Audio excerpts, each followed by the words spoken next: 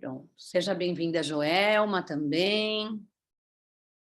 Bom Esmeralda, dia. Gustavo, Fernando novamente, Daniel, Paulo Russo. Estamos iniciando aqui a gravação de mais um encontro nosso dentro desse projeto incrível. Eu vou esperar a sala encher um pouquinho mais para contar aonde que a Helena está e o que nós vamos fazer hoje, tá bom? O Esmeraldo aí, bom dia, Esmeraldo. Bom dia, boa tarde já aí. Esmeraldo Boa Jorge. tarde. Aí está conectando o áudio. Boa tarde, Cândida.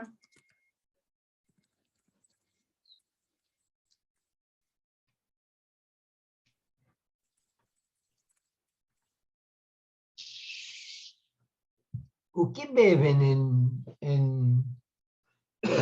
em Moçambique? Esmeraldo, você está me ouvindo? Acho que não está me ouvindo. Cândida, você está me ouvindo? Cândida provável. O Esmeraldo está sem microfoninho. Será que Acho ele que entrou sem o... Às vezes ele sem o join áudio, talvez seja isso. Está ouvindo? Esmeraldo, Jorge, está conseguindo ouvir? não. Não. Tem boa imagem, mas acho que não está. E Cândida, será que está conseguindo ouvir? Vou mostrar uma mensagem aqui.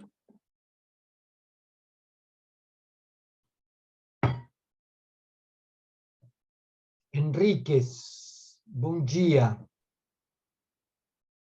Quitéria.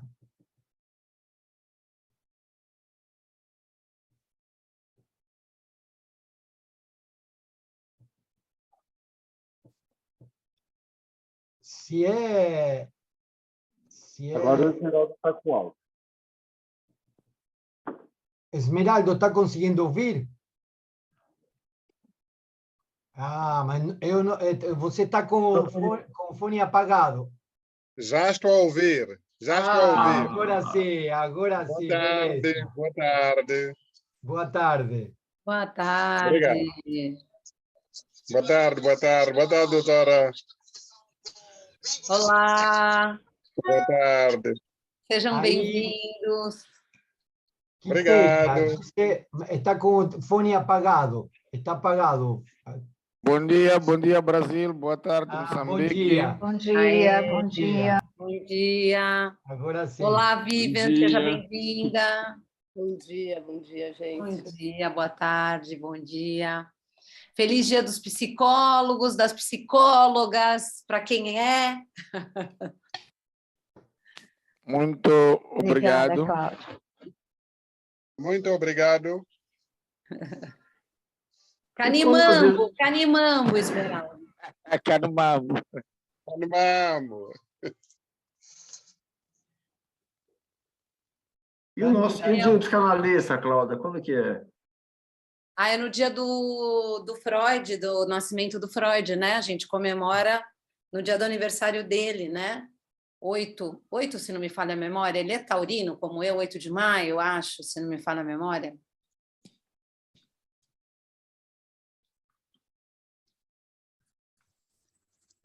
Seis de maio, Cláudio. Sim, 6 de maio, isso mesmo. 6 de maio.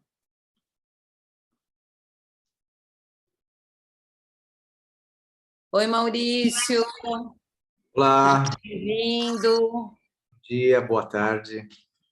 Daniel, vamos esperar uns minutinhos mais, só para o povo ir chegando? Claro, claro. E Sim. aí a Eu gente queria saber já... se Cândida e Henriquez estão com áudio, estão conseguindo ouvir. Aí vimos que os outros dois colegas Sim. estavam podendo ouvir bem. Né? Henriquez está conseguindo ouvir? Estou sim. Boa tarde, bom dia. Boa tarde, bom dia.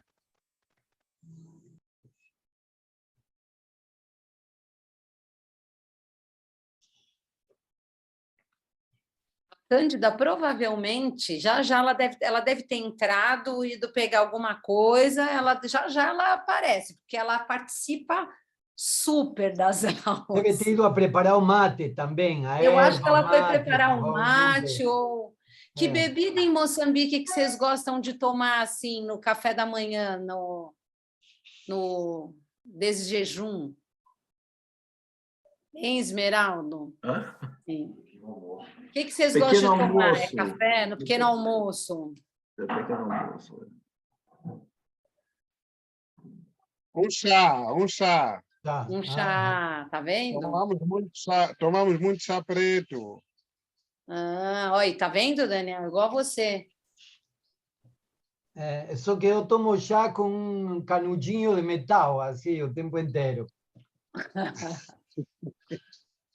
Cada um com seus rituais, professor. Cada um com seus rituais. Eu ainda preciso descobrir um lugar no mundo onde se toma cerveja logo de manhã.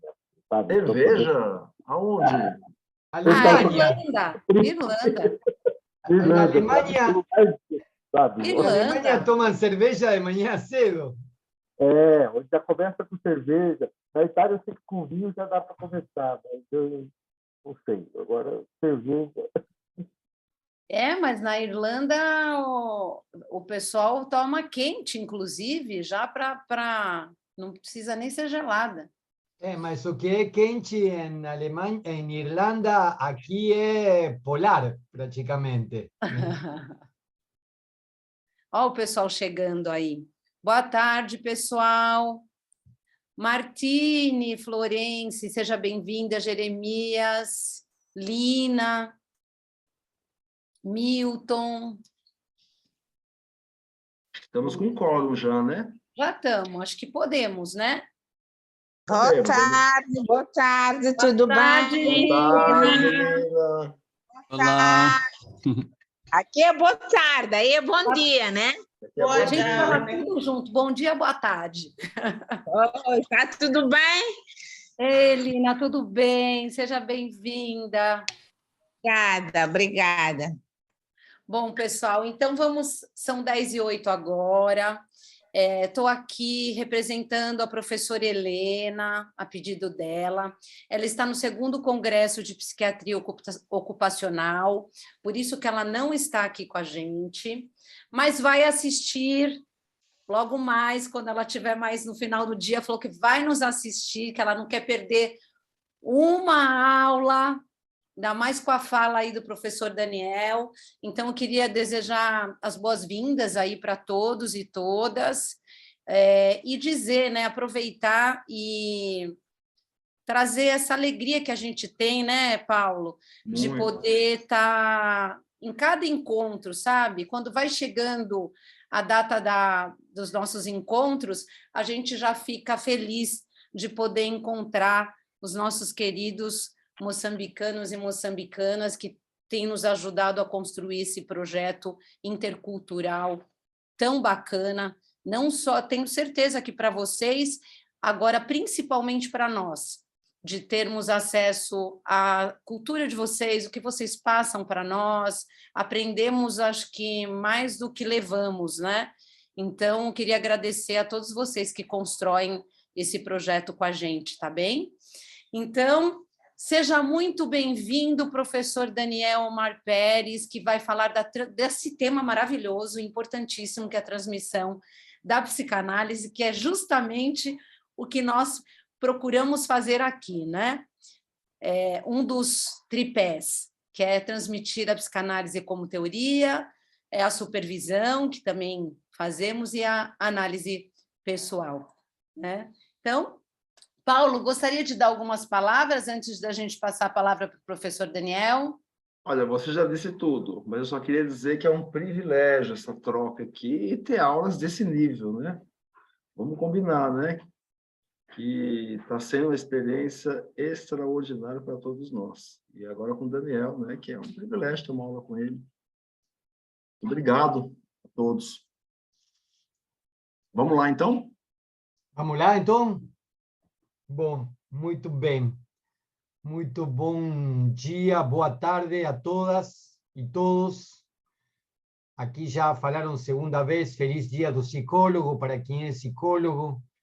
A minha formação universitária é filósofo, eu tive meu feliz dia outro dia, que não me lembro qual era, mas tem um dia que é o dia do filósofo também. E por algum motivo se comemora. Eu não sei por quê, qual é o motivo dessa data, mas, enfim. Há um axioma, poderíamos dizer assim, em psicanálise, se é que podemos dizer que a psicanálise tem axiomas, mas há um axioma em psicanálise que diz que não tem psicanálise sem transferência. Não tem psicanálise sem transferência. A transferência é aquilo que se estabelece como condição de possibilidade para uma experiência analítica, né? E Freud descubre isso aos poucos, mas também bastante cedo, não? Já nos estudos sobre histeria, já dá para ver que ele está descobrindo essa relação transferencial, né? Essa relação de amor, de amor de transferência, um vínculo, uma relação afetiva, né?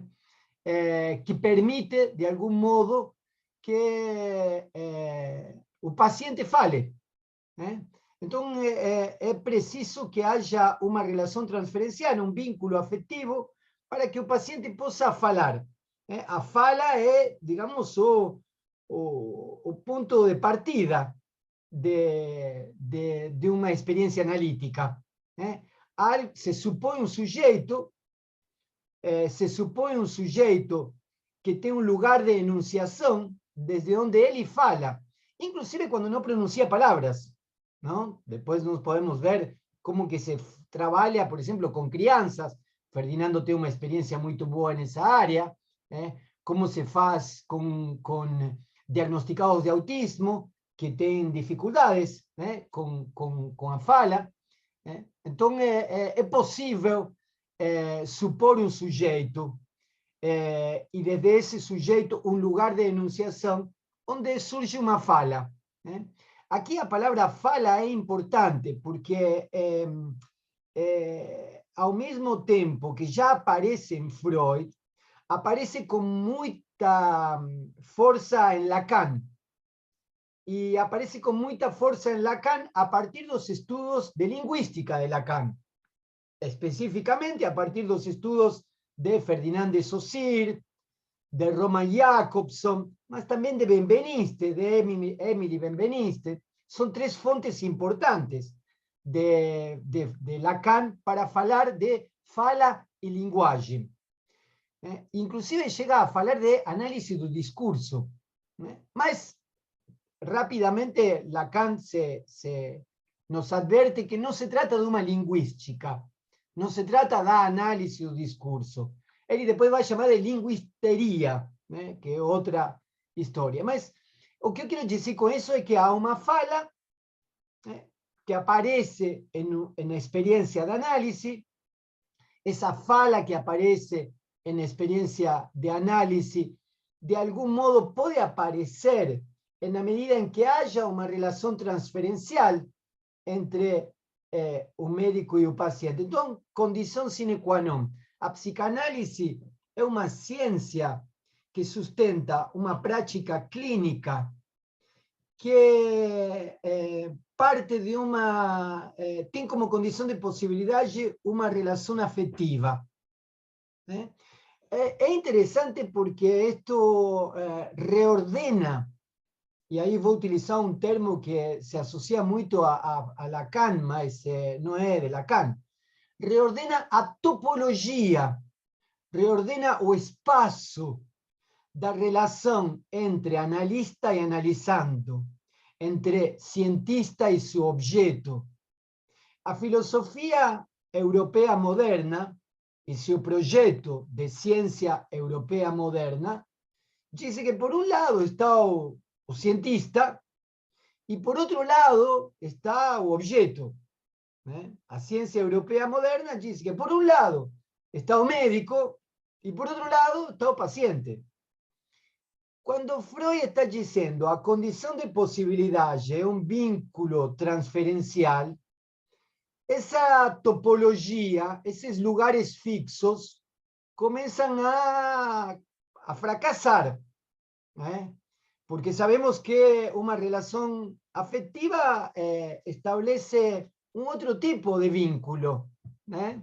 De alguna forma, algo de aquí pasa para acá y algo de acá pasa para allá, ¿eh? De ahí es que Lacan utiliza muy sabiamente la fita de Moebius, ¿eh? La fita de Moebius que está, si después pueden colocar un diseño, ¿eh? Después podemos até procurar un diseño donde de alguna forma no tem un dentro y un fora, no tem dos lugares, sino que de algún modo a experiencia se articula entre los elementos en una estructura, podríamos decir así, ¿eh?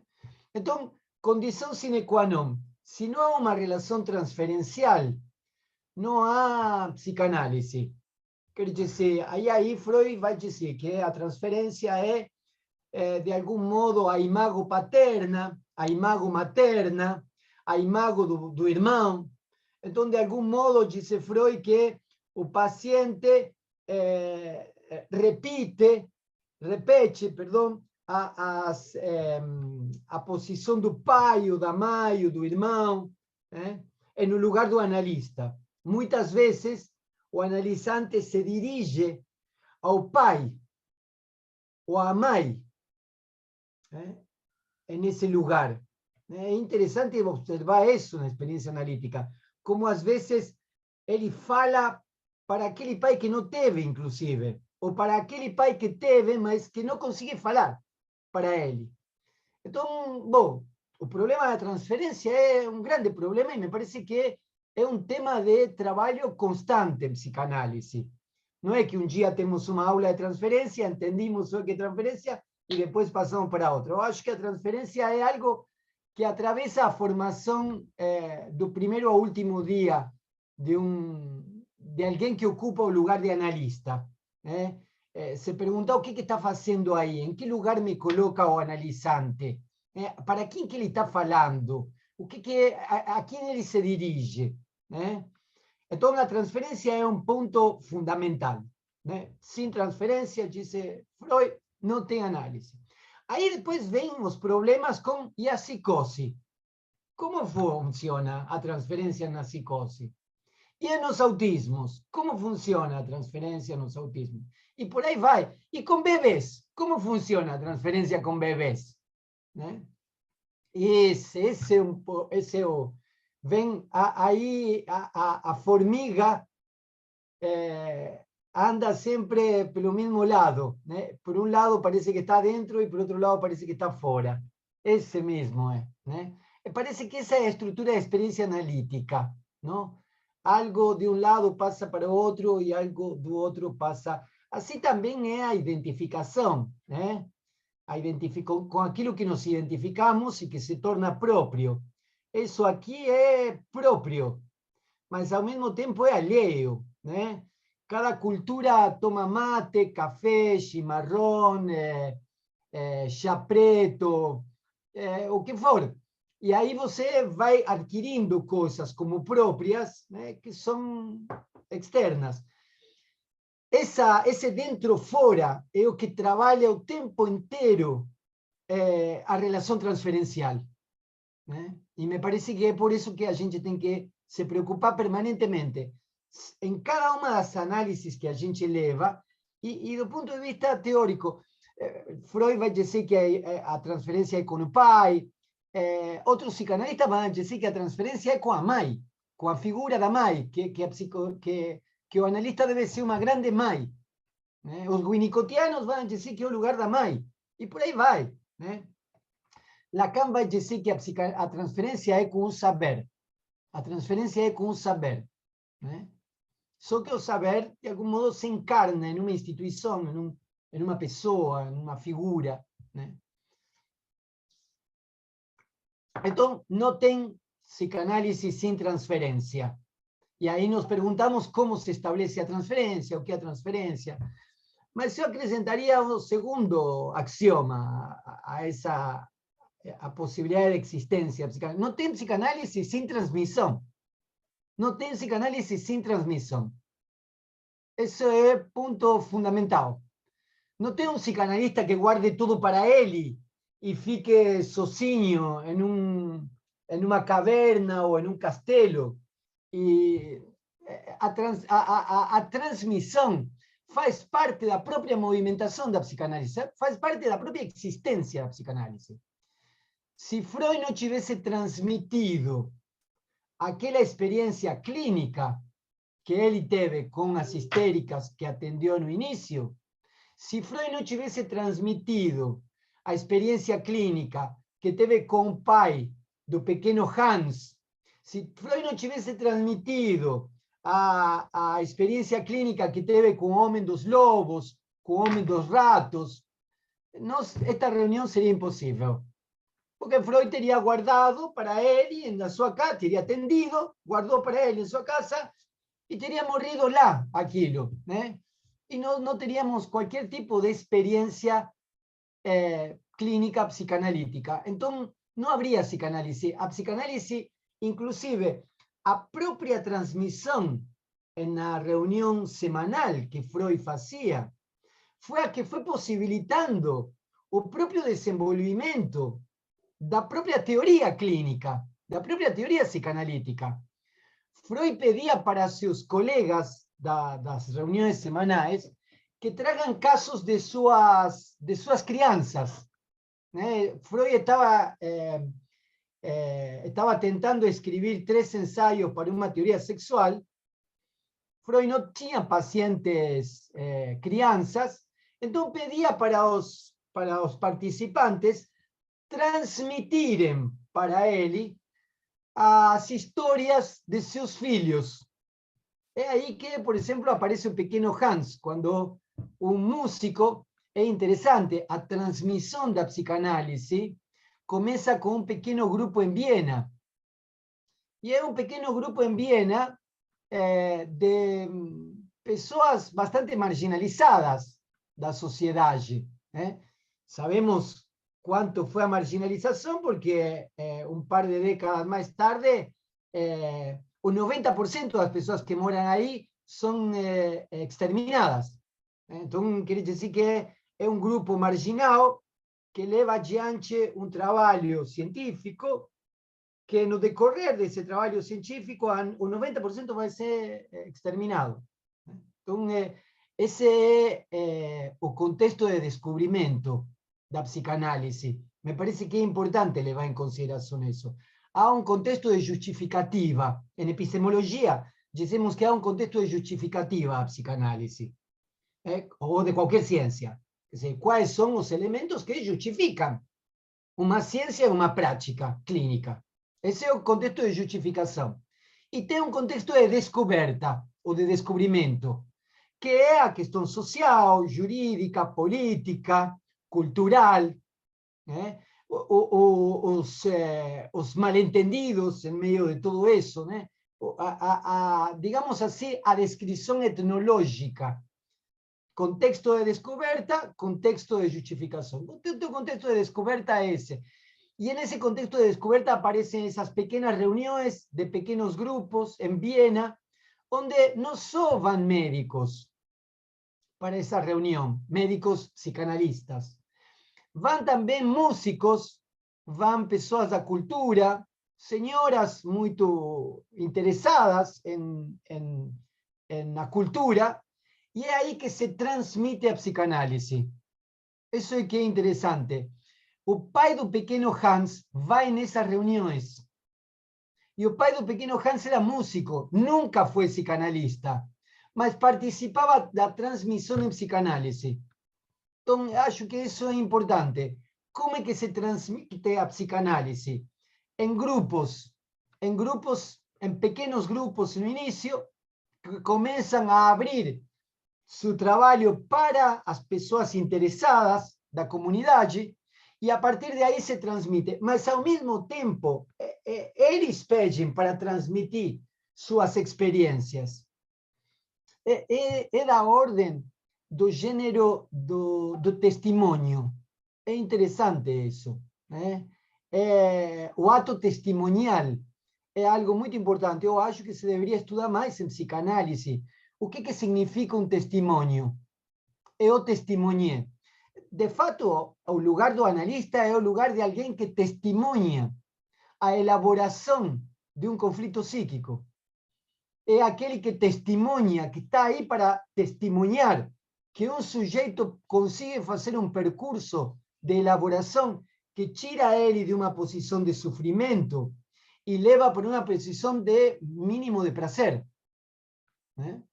Então, me parece que a questão do testemunho, nós trabalhamos muitas autobiografias em psicanálise. Acho que é importante trabalhar autobiografia. Mas me parece que faltam estudos sobre o testemunho. O que significa testemunhar? O que significa eu estive lá?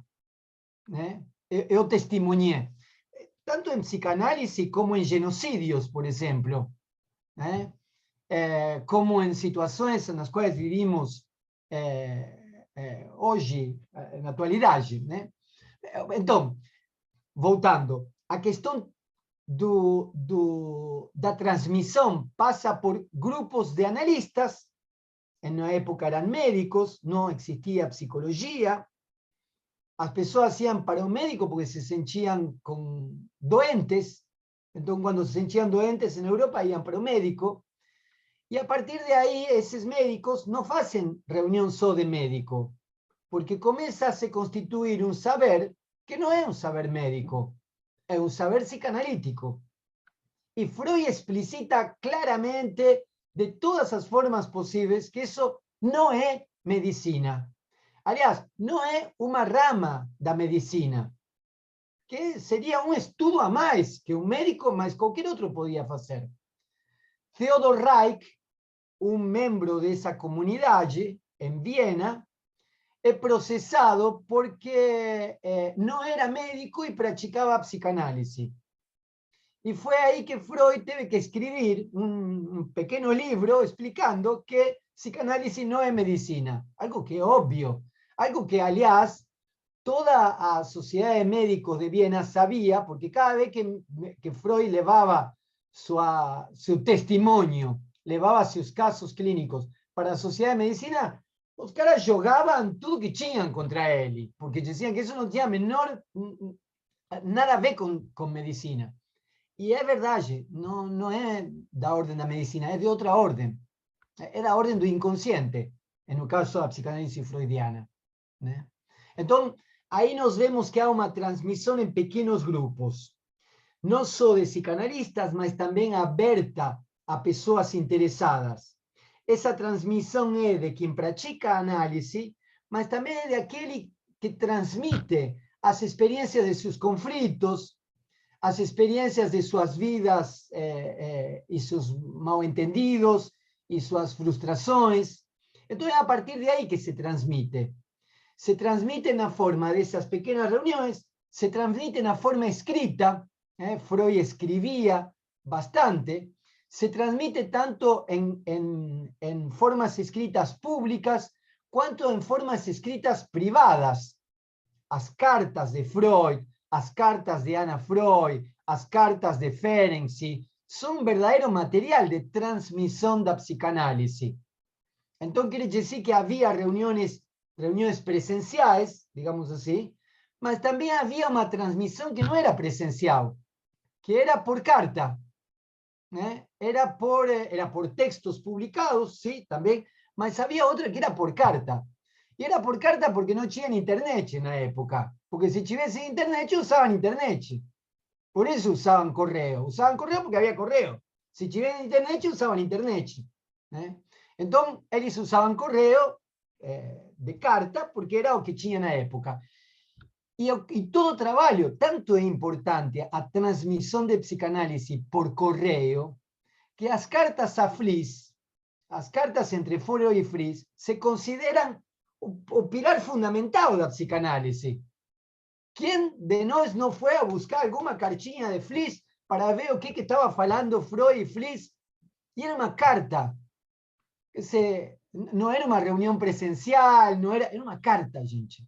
Então, se tivesse tido internet, Freud e Fliess faziam por Google Meet a reunião e gravavam, e aí a gente via a gravação depois.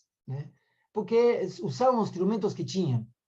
Esos pequeños grupos comienzan a aparecer en otros lugares. Cuando Freud publica, otros médicos de otros lugares comienzan a hacer grupos de estudio.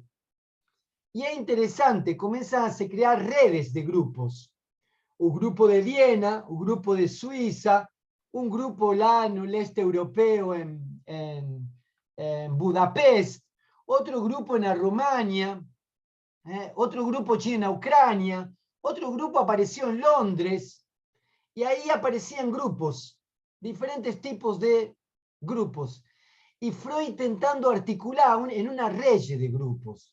Es interesante, él estaba haciendo redes de grupos autogestionarios. Es así que comienza, con redes de grupos autogestionarios.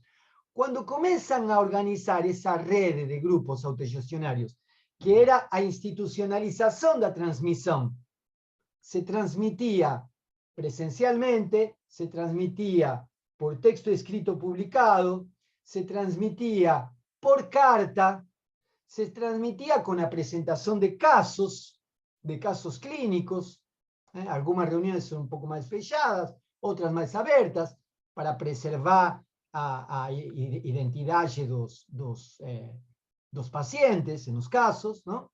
Entonces, comienzan a se establecer redes. Las redes son formas de institucionalización da transmisión.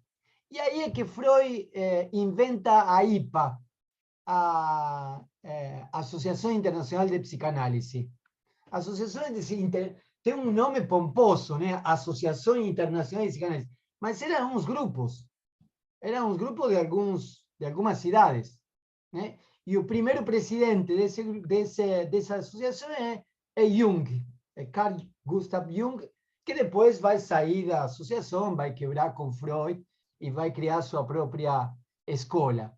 Entonces es interesante ver cómo la transmisión surge de grupos autogestionarios, de practicantes de psicanálisis, que sentan a estudiar psicanálisis, que sentan a presentar casos clínicos en grupo, que abren esos grupos para personas interesadas, que no son practicantes, mas que se interesan por la psicanálisis. Entonces hay una transmisión de ida y vuelta. En esa transmisión de ida y vuelta también entonces hay una producción escrita. En esa producción escrita hay conexión con otros grupos autogestionarios y ahí se institucionaliza. Es interesante ver que en el percurso de la historia, la psicanálisis ya tiene 130 años. La psicanálisis tiene 130 años. En el percurso de esa historia, ese pequeño grupo de Viena, con un pequeño grupo de Suiza, va para Estados Unidos y lleva a psicanálisis para Estados Unidos. Lleva a psicanálisis para Estados Unidos, la se reúnen con algunos grupos de médicos también, y comienzan a espalhar, a transmitir el discurso psicanalítico. Transmiten el discurso psicanalítico en los Estados Unidos. Comienzan a transmitir el discurso psicanalítico en los Estados Unidos. Cuando el nazismo avanza no exterminio, no genocidio en Europa, boa parte dos psicanalistas migran para los Estados Unidos.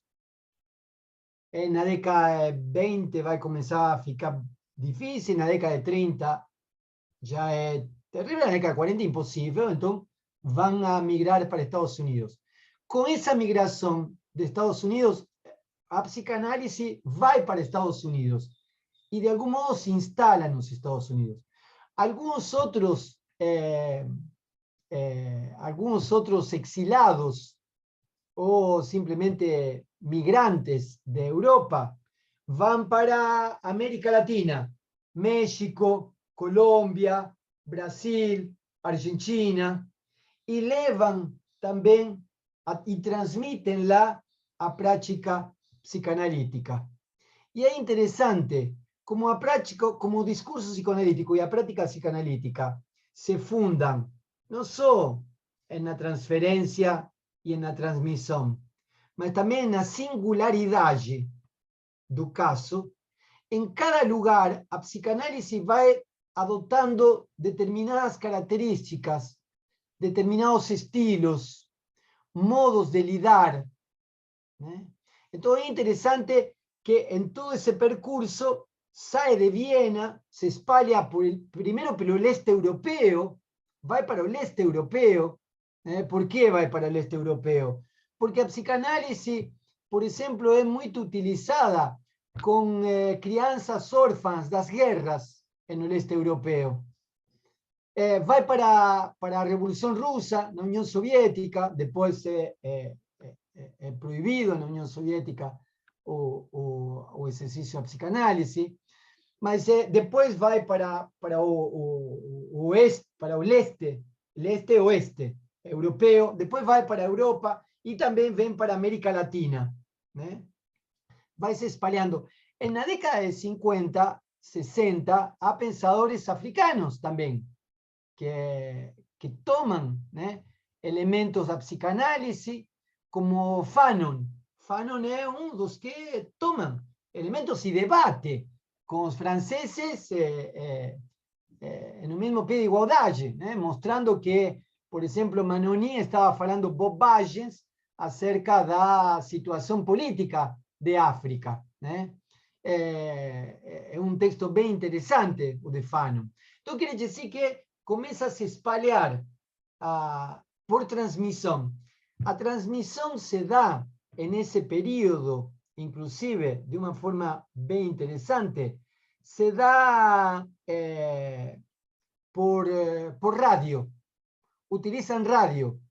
Donald Winnicott, em Inglaterra, se dirige às enfermeiras, às mães, ao público em geral, com um programa semanal de rádio, transmitindo psicanálise.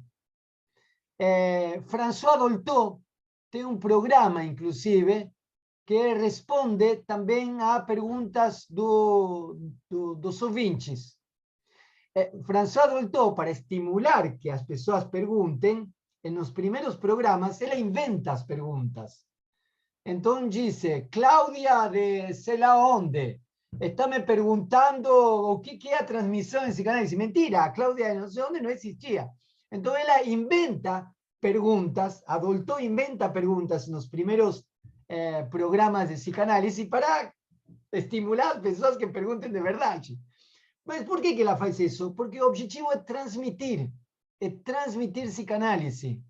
Então aí vemos que a transmissão de psicanálise não se faz em lugares fechados, de pessoas especiais, em circunstâncias muito estritas. Não, se faz em grupos autogestionários, presenciais, por carta, por escritos, por textos escritos publicados, se faz por correo, se faz por rádio. Quando aparece a televisão, vão para a televisão também, né? O próprio Lacan tem um texto, tem um discurso assim emblemático, que se chama Televisão mesmo. Por quê? Porque foi um programa de televisão.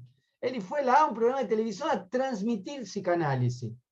Tem outro que é radiofonia. Por quê? Porque ele foi para a rádio a transmitir a psicanálise. Então, a transmissão se faz de todas as formas possíveis, né? Não se faz apenas em grandes lugares ou em lugares muito particulares. Se faz de todas as formas possíveis.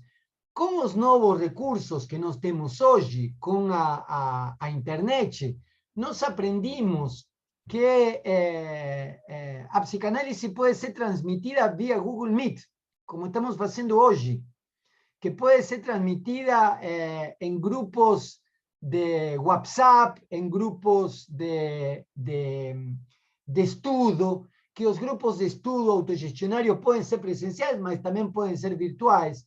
Paulo e Cláudia estão levantando a mão. Nós estamos aqui conversando sobre uma pergunta que surgiu, que tem a ver com o que você está falando. A gente não queria perder o time, né? O Milton Fernando Mukuanga, né? Ele fez uma pergunta interessante. Como essa diferença de culturas entre o analista e o analisando podem afetar o processo de transferência? E de que forma o analista pode minimizar um possível impacto dessa diferença cultural? Ajá. Interessante, né? É interessante a pergunta. A diferença cultural, eu acho que é o que pode mobilizar a psicanálise. Eu não acho que seja uma deficiência. Eu não acho que tenha que minimizar. A gente tem que aprofundar ainda mais. Por que estou dizendo isso? Eu nasci na Argentina, né? Se eu, como analista, acho que eu, porque sou argentino, entendo a um argentino, quando eu acho que eu estou entendendo, eu obturo o que ele tem para dizer, né? Então, quando eu obturo o que ele tem para dizer, porque eu entendo, porque eu já vivi isso, aí eu não deixo que ele possa ocupar esse lugar de enunciação do qual falávamos antes, né? É justamente a partir de um lugar de não saber que é possível que o sujeito ocupe o lugar do analista e possa fazer com que, desde o lugar do analisante, apareça um sujeito que fale. Por quê? Porque eu não sei. O lugar do analista é o lugar do não saber, do não entender. Quando eu entendi, eu já obturei. O que acontece do outro lado? Eu, analisante. Eu, analisante, vou fazer transferência com aquele que eu acho que ele me entende. Então, eu, no meu imaginário, vou dizer, puxa, vou fazer análise com a Cláudia, porque eu acho que ela vai me entender. Ela é meio parecida com minha mãe, sei lá, tem alguma coisa, eu acho que ela vai me entender. Então, o que eu faço? Eu projeto um suposto saber em Cláudia, a partir incluso de traços que eu acho que são de identificação com minha mãe, às vezes nem sei conscientemente, mas inconscientemente, puxa, eu vejo aí uma coisa entre familiar e estranha, que eu acho que vai me entender. Então, do ponto de vista do analisante, do ponto de vista do paciente, ele procura alguém no qual supor um saber sobre mim, que eu não sei. Do ponto de vista do analista, o analista deve acolher a demanda, mas se ele achar que é verdade, eu sei porque aí Cláudia diz, eu sei porque eu já namorei um argentino, eu já sei como são todos os argentinos, então eu já conheço esse grupo aí, já conheço, já sei porque eu viajei para Buenos Aires um final de semana e vi como é que são lá, então já sei. Esse já sei acaba com a singularidade, acaba com a análise. Então, as diferenças culturais são justamente o que a gente tem que aprofundar. As diferenças, para quê? Para que o analista fique em lugar de objeto e não de sujeito. Para que o sujeito apareça no lugar do analisante. Porque o saber não está no lugar do analista. O saber está no lugar do analisante. É ele que sabe. Por isso que eu digo que o analista é testemunho. O analista ele tem uma técnica, né, de trabalho para poder fazer um encaminhamento dessa análise, mas o saber está do lado do outro, do sujeito que fala, não está do lado dele, né? Então, quanto menos saiba, melhor, digamos assim. Daniel, pegando carona aí na sua fala, né? Porque é o objeto da minha pesquisa essa, né? Quais são as potências e quais são os limites, às vezes, de estar atendendo interculturalmente, né? E eu concordo 200% com você, eu acho que é isso mesmo, é o lugar do não saber. O que tem um risco, e talvez o Milton tenha trazido esse ponto, o risco do analista se colocar na transmissão da psicanálise nesse atendimento intercultural, falando inclusive do nosso projeto, numa forma de colonizar a cultura do outro. E é um risco, muitas vezes. Não deveria ser, mas é um risco. Então, é polêmico e, ao mesmo tempo, importante que a gente o tempo todo esteja ali, nesse lugar do não saber. Porque senão vira o discurso do mestre, né, Daniel? No sentido o lugar da análise não é o lugar da transmissão da psicanálise no sentido conceitual, e sim no sentido da escuta. Posso completar essa pergunta da Cláudia, que eu acho muito importante? Inclusive, no que você falou dos grupos de psicanálise, das instituições, onde a gente vê muitas vezes uma pessoa adotando esse discurso do mestre, em vez de pares, tem seguidores. E aí você não transmite nada. Então, é esse ponto, isso que Paulo falou, eu ia avançar. Não é só o lugar do não saber, o lugar não está apenas em análise, na relação transferencial de análise. O que eu venho a fazer aqui hoje é a transmitir um testemunho. Eu venho a transmitir um testemunho aqui. Isso que é diferente de escutem com atenção porque isto vai cair na prova. Quando eu digo escutem com atenção porque isto vai cair na prova, eu estou fazendo o discurso do universitário, né? Então, o discurso universitário é isso. Escutem bem e façam como eu estou mandando aqui. Então, isso eu não posso fazer na análise, porque senão não sou analista, mas também não posso fazer na transmissão. Porque se eu fizer isso na transmissão, eu, me desculpe, mas ferrei a transmissão. Não tem transmissão aí. É o que diz Paulo. Então, por isso que eu no início sublinhei, destaquei, repeti, até vocês dizerem, puta, está repetindo a mesma coisa 20 vezes. Grupos autogestionários que se institucionalizam. Mas cuidado com essas institucionalizações. Porque por exemplo, eu vou contar uma anedota que está pública, está em um dos episódios do Speakcast, falando com Geraldino, alguém que vocês conhecem.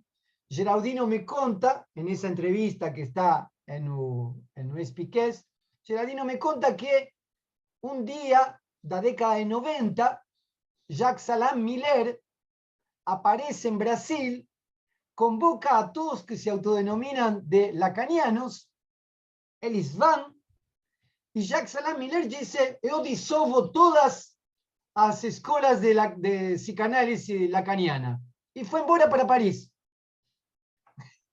É uma coisa, quer dizer, se não, acho que não é estúpida, é ingênua, ou seja, o sujeito vem da França, pega um avião, vem até aqui para dizer que ele dissolve uma coisa que não tem nada a ver com isso, né?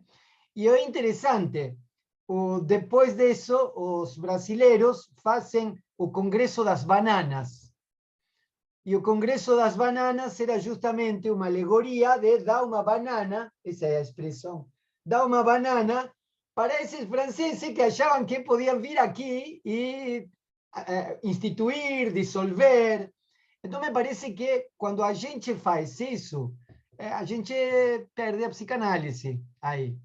Por isso é que é interessante que haja trabalho de transmissão, que tenha as peculiaridades que tem em qualquer lugar.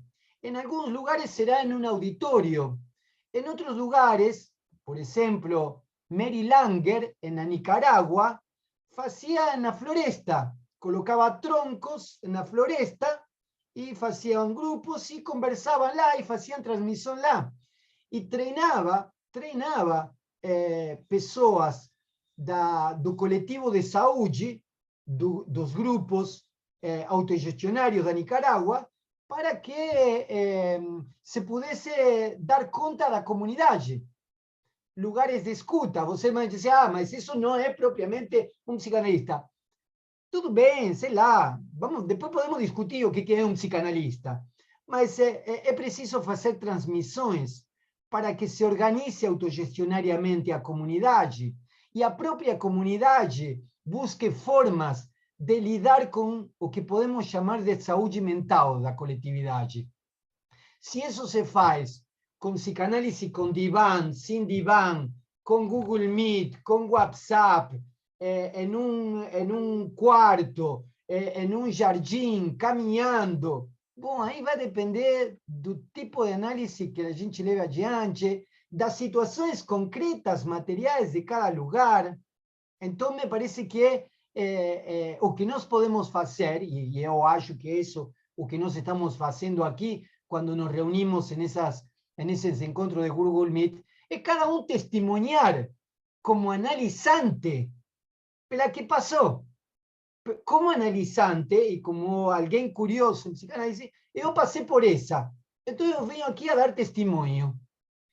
Agora, não é uma posição de eu te ensino, né? E agora, eu te ensino e vai cair na prova. Assim que, no final, escuta bem vou perguntar quantas vezes repeti a palavra autogestionário. E vocês vão ter que colocar o número. Isso, sim, isso é discurso universitário. Não é por aí, né? Ferdinando tem a mão levantada. Sim, eu só queria complementar. Bom dia e boa tarde a todos novamente. Parabéns pelo psicólogo também. Eu acho que o professor Daniel foi sábio, e uma pergunta que a gente tem que fazer sempre é não confundir cultura com manejo clínico, né? A cultura, esse saber da cultura, das diferentes culturas, etc., é importante para a gente poder se atualizar, mas, por exemplo, atendendo criança.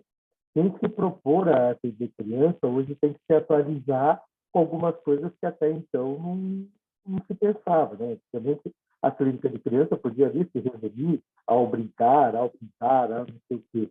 Mas agora se resume também ao TikTok, ao Instagram, aos aplicativos que eles têm, né? Eu tenho uma menininha de 5 anos de idade, a mãe tinha proibido ela de usar o celular. E eu falei, e daí, você está triste que não está usando o celular? Ela falou, ai, filho, você não sabe de nada, né? Tem o Discord, eu continuo conversando com meus amiguinhos, tudo pelo Discord agora. Né? Então, que é um aplicativo de troca de mensagens que continua da mesma forma. Então, a gente precisa entender, ou pelo menos estar atento, que a atualização do psicanalista, como disse o Daniel, através do Google Meet, desse monte de plataformas que a gente tem agora para a transmissão da psicanálise, é fundamental. E sair desse lugar de que eu não posso atender o Daniel porque ele é argentino e eu não conheço o que acontece na Argentina. Eu estou me colocando no lugar de saber, porque na clínica com criança e adolescente é muito perigoso, inclusive, porque nós temos o pai e a mãe que acham que sabe da criança, nós temos o professor que acha que sabe da criança, nós temos a família inteira e os amigos, não sei o que lá, que acham que sabe da criança, e ninguém lembra que a criança também sabe da criança, né? Que é ela mesma. E ela tem essa outra postura. Então, é fundamental que se aproveite esses momentos de transmissão para poder dialogar sobre isso, mas sempre ficando na posição de que quem coordena, eu até foi uma fala que eu achei sensacional esse tempo atrás do professor Jorge Cesarini, né, que compartilha aí conosco da transmissão, também brilhantemente como Daniel e tantos outros. Ele disse que não é a psicanálise que cura, não é o psicanalista que cura. Quem trabalha pela sua cura é o próprio paciente, né, que faz o seu trabalho, que se implica nessa análise, e é ele que fala sobre si. Então, é importante, assim como o Paulo disse, eu acho que isso é fundamental. É importante entender que uma instituição de psicanálise, ou que a psicanálise não pode se tornar uma igreja onde nós temos um pastor que dita como é que serão os ritos da análise dali para frente, né? Então, por isso que esse trabalho de Moçambique está sendo muito precioso, porque está trazendo essa diversidade cultural, essa diversidade de transmissões, esse trabalho rico de escutar diferentes pessoas falando sobre a psicanálise e, principalmente, escutar um ponto fundamental que é sempre isso, né? O principal, quem fala sobre si é o analisante, não o analista. O analista tem que tomar muito cuidado com as conclusões que ele tira. Por isso que a diversidade cultural ela é importante se compreender para o manejo clínico, mas não necessariamente para o tratamento ou para a terapêutica como um todo. Obrigado. Acho que aí Ferdinando avançou justo no que Paulo estava falando e no que Cláudia havia levantado, né? Me parece que esse é o ponto. Enquanto Ferdinando falava, eu me lembrava de que talvez uma das coisas mais interessantes da prática clínica é quanto você aprende com o paciente. E aprende literatura, ciência, experiências de vida, das mais estranhas, né? Porque, sei lá, eu já atendi em outras épocas um cientista que trabalhava com engenharia genética. Imagina, eu não sei nada de engenharia, ele me contava, ou seja, se eu tenho que saber engenharia genética para poder atender o paciente, aí não tinha como fazer. Vamos ter que buscar um engenheiro, e aí engenharia genética tem várias áreas, então teria que ser alguém justo da área dele, para que entenda o que ele está falando, porque se é de uma outra pesquisa, talvez não vai entender direito. A mesma coisa acontece com pessoas que têm uma experiência de vida rural.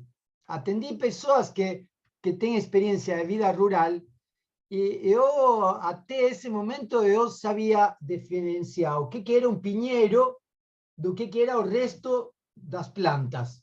Então, um pinheiro, um alface e depois estava todo o resto, né?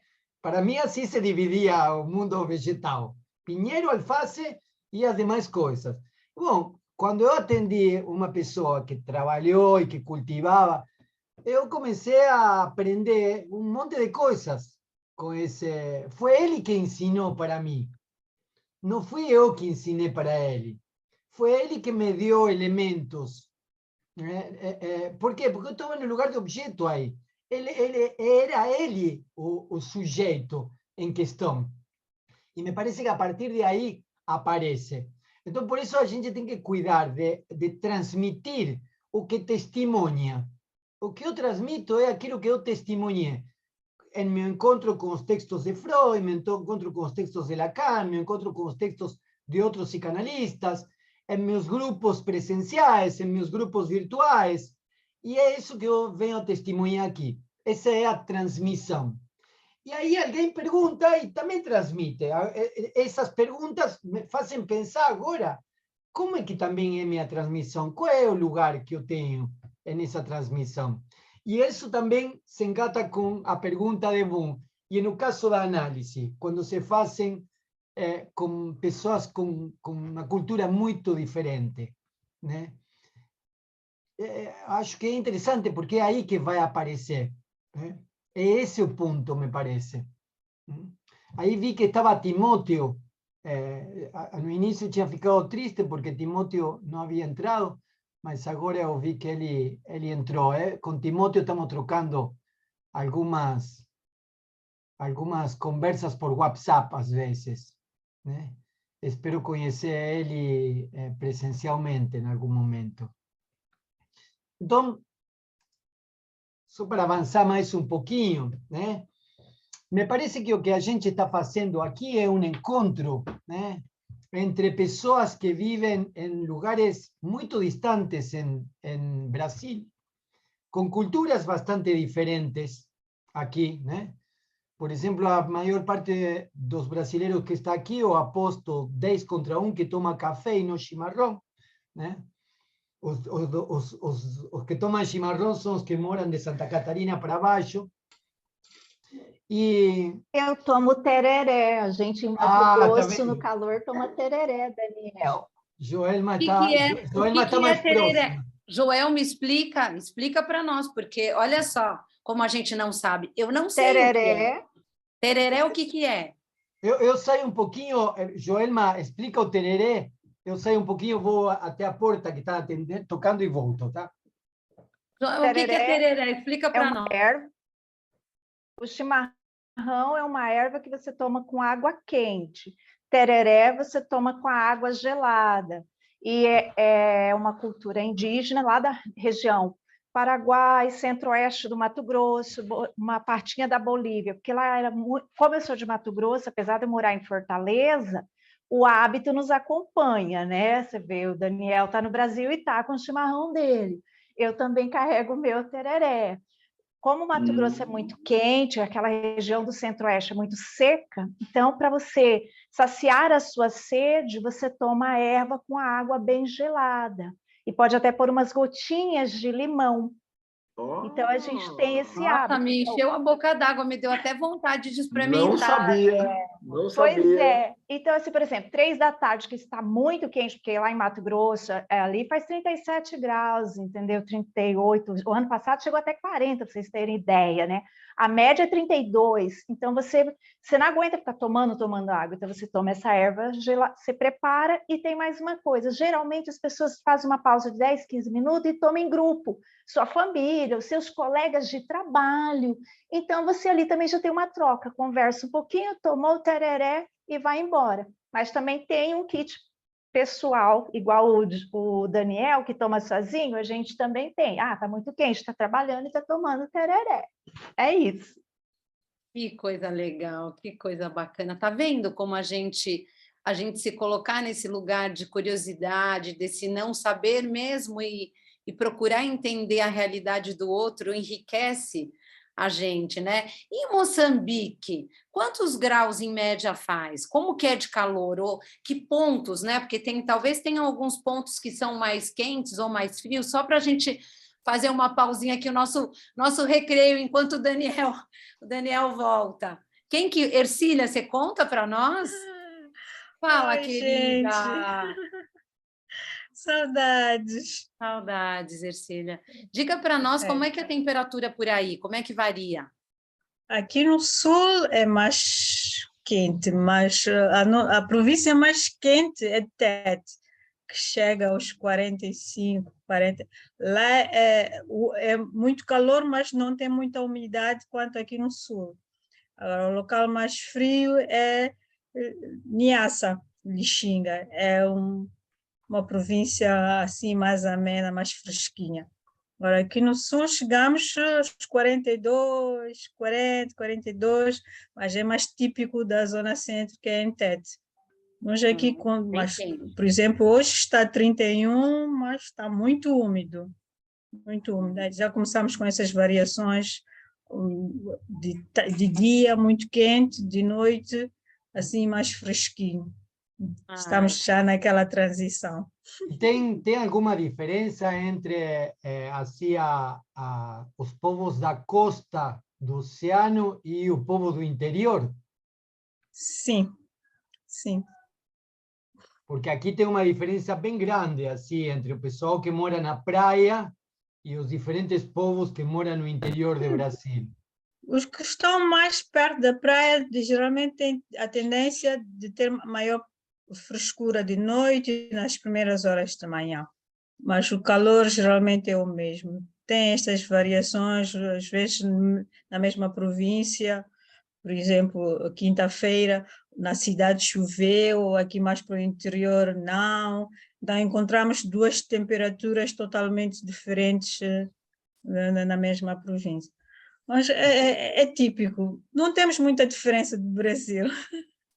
Você mora Todos em que nós cidade? colonizados portugueses parece que comungamos também com a temperatura. Você mora em que cidade, Ercília? Estou na cidade de Maputo. Aliás, estava na cidade de Maputo, estou na capital, mas estou na província de Maputo, é mais para o interior. E tem outras pessoas de outras cidades ou são todos de Maputo que estão aqui? A maior parte estamos em Maputo, mas tem alguns, não sei se o colega está aqui, que está em Inhambane, tem tido alguns colegas da Beira e Nampula, se a memória não me falha, não sei se continuam ou não. Porque Tem pessoas de outros locais, sim. Sim. É um país bastante extenso, não?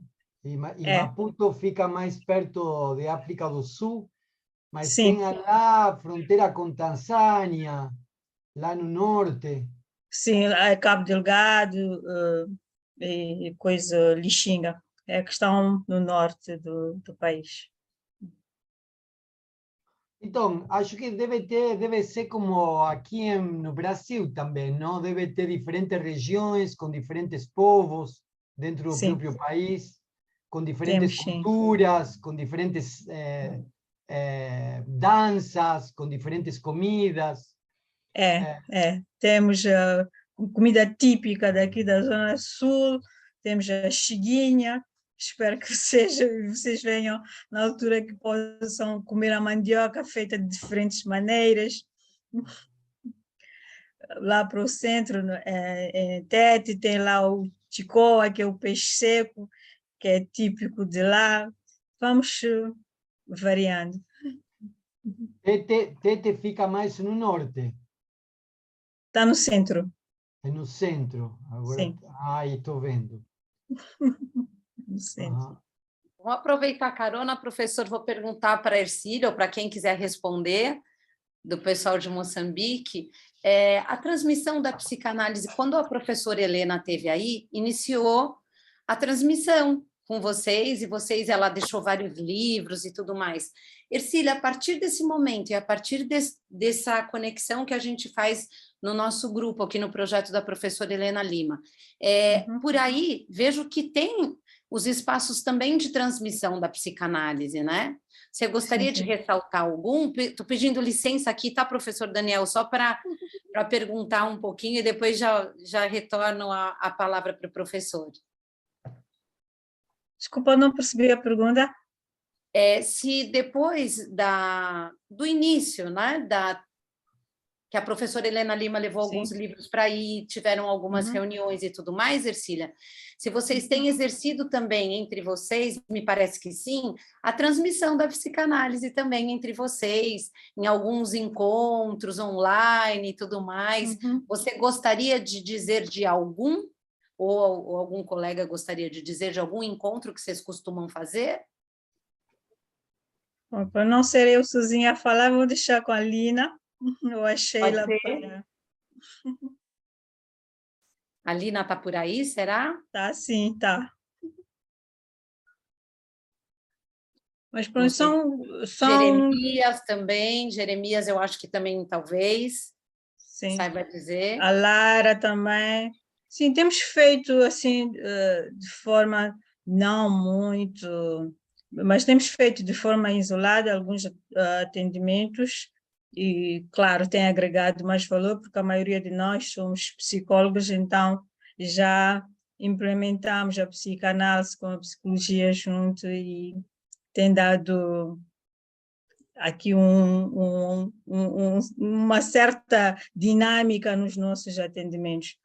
Eu não sou clínica, sou da área organizacional, mas como trabalho também com um número grande de pessoas como gestora de recursos humanos, tenho também praticado a psicanálise. A psicanálise tem me ajudado a melhorar alguns comportamentos. Então, já é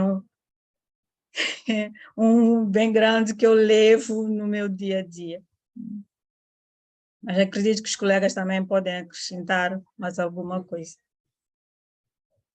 Obrigada, Ercília. Vou devolver aí a palavra para o professor Daniel e que para quem mais quiser trazer contribuições. Certo. Eu acho que seria interessante, depois destes anos, a Helena foi para lá em 2018, 19. Daniel, eu acho que foi 18 para 19, né, Ercília? Acho que 18 para 19. Foi antes da pandemia, aí tivemos um ano de sedes, eu acho que foi 18. 18. Entonces, sería interesante que se possam fazer pequenos grupos lá no próprio em Maputo. Aqui tem uma pessoa que disse, Bélia disse que é de Xai-Xai.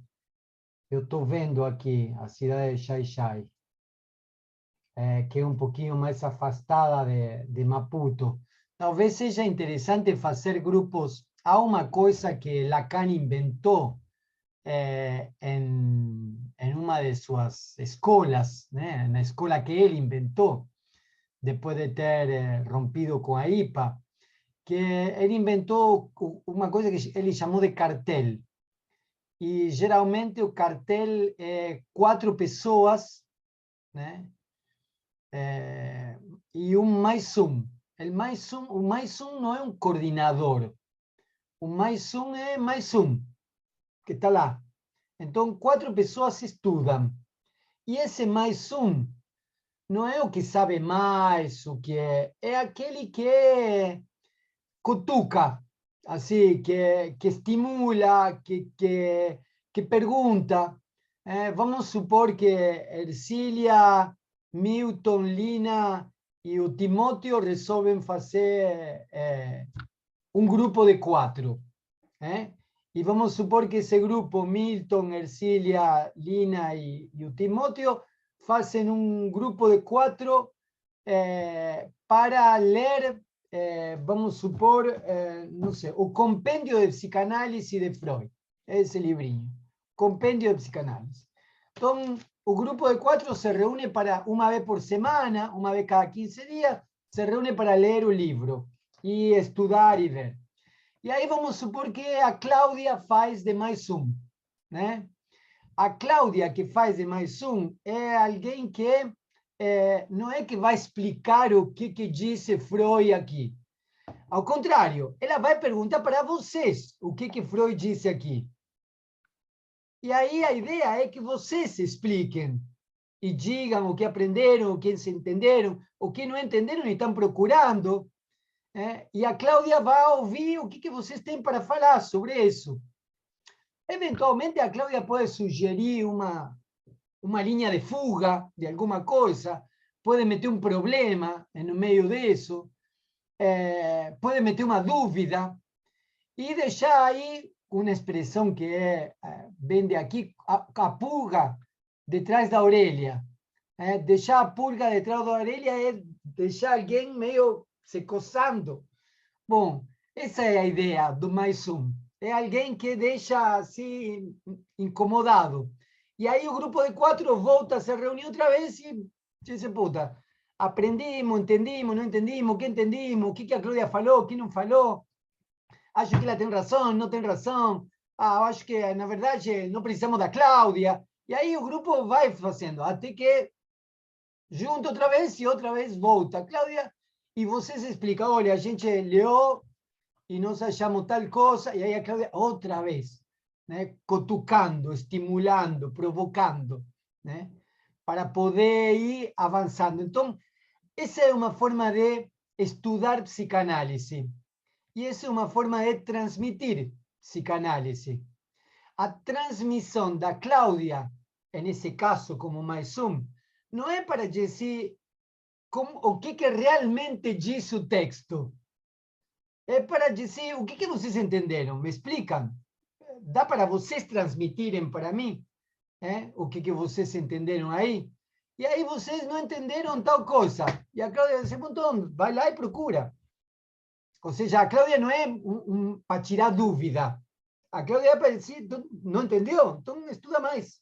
Vai lá, continua. E aí você vai trabalhando e vai tentando lidar. Isso é transmissão em psicanálise, né? Então, ou seja, não é o grupo de estudo com uma pessoa que sabe e que todo mundo escuta o que sabe. Não, é um grupo de trabalho com uma pessoa que venha a incomodar, que venha a perturbar, né? Que venha a perguntar, bom, então, me diz o que você leu durante essa semana. Então, dá para ver como é que a transmissão tem como fundamento, poderíamos dizer assim, o não saber. Esse é o ponto. A psicanálise tem como base o não saber, né? Bom, a transmissão me parece que é parte do mesmo princípio, podemos dizer assim, se é que temos um princípio aqui. Então, acho que seria interessante poder trabalhar com grupos assim, de 4, né? Moçambique. E, eventualmente, ou com 3 de Moçambique e 1 do Brasil. Ou com 3 de aqui de Brasil e 1 de Moçambique. Podem ser misturados, se podem juntar porque vivem em Maputo.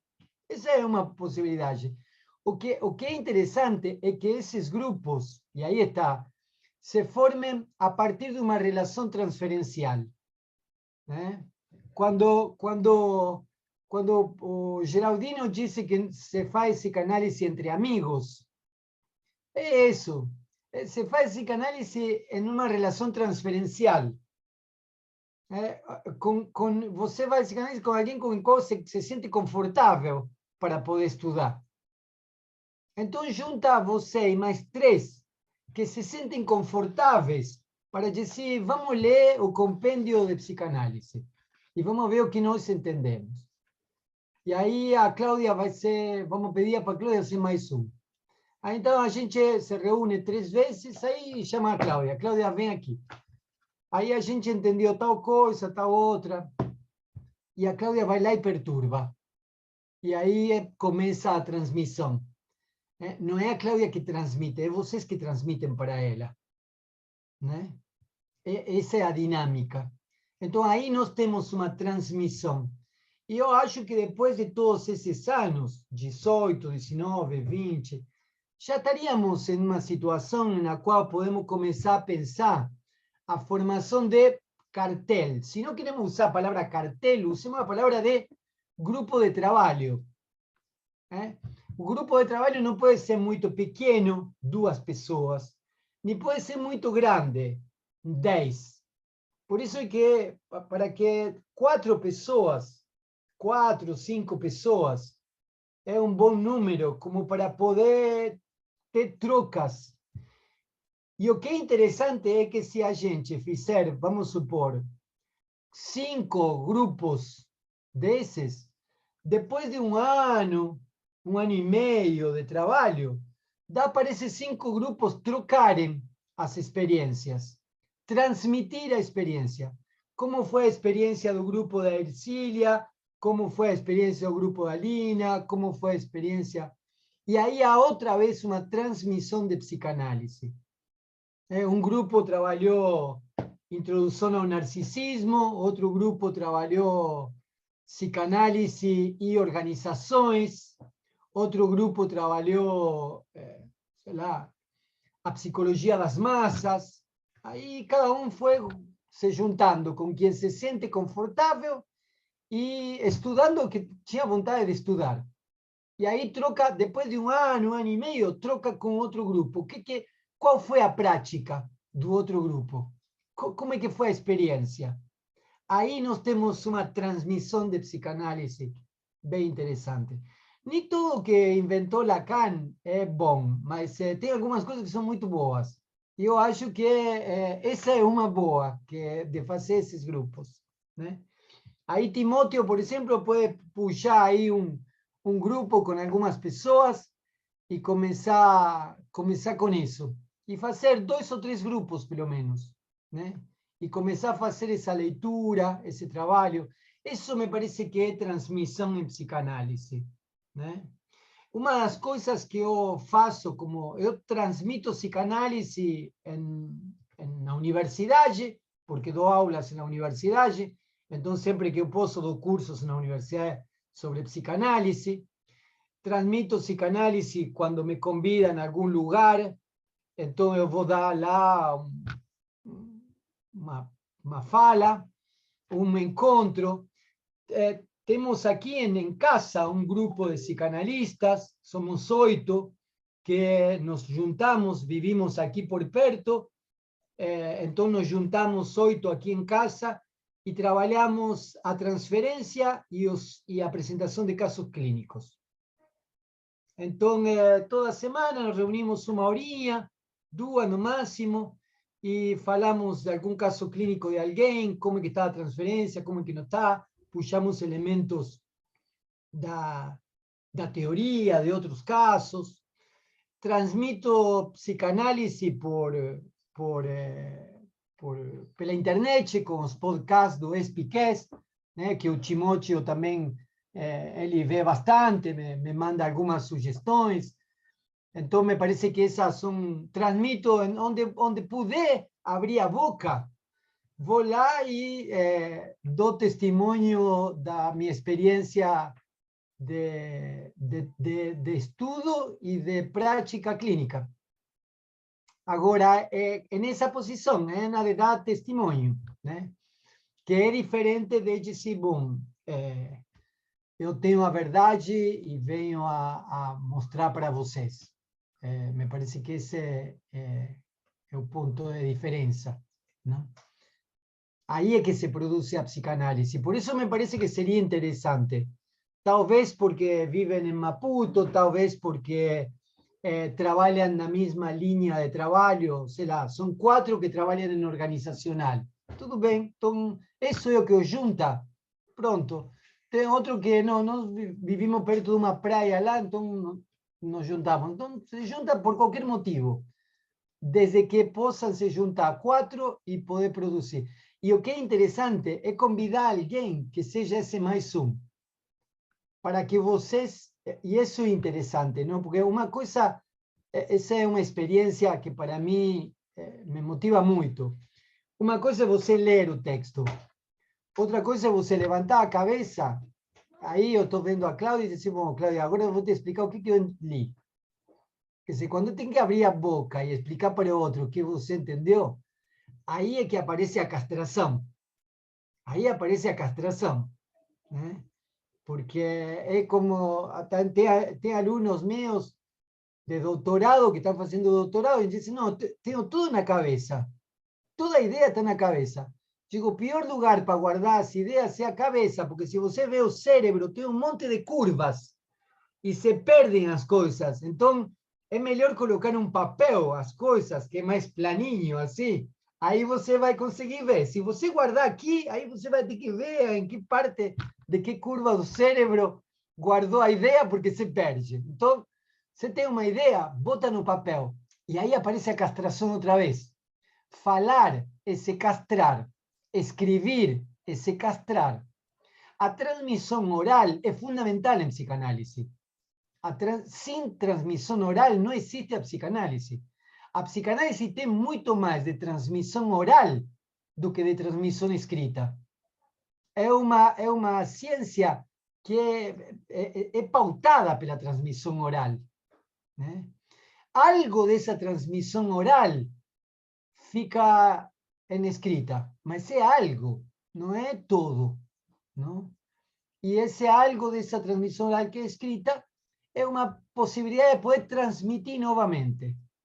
Então, me parece que a gente tem que trabalhar muito a transmissão oral em grupos. E digo mais, outra vez, porque é uma forma de se castrar. Uma coisa é ler e ter tudo na cabeça, outra coisa é levantar a cabeça e falar para o outro, né? Porque esse é o exercício que a gente faz na experiência clínica.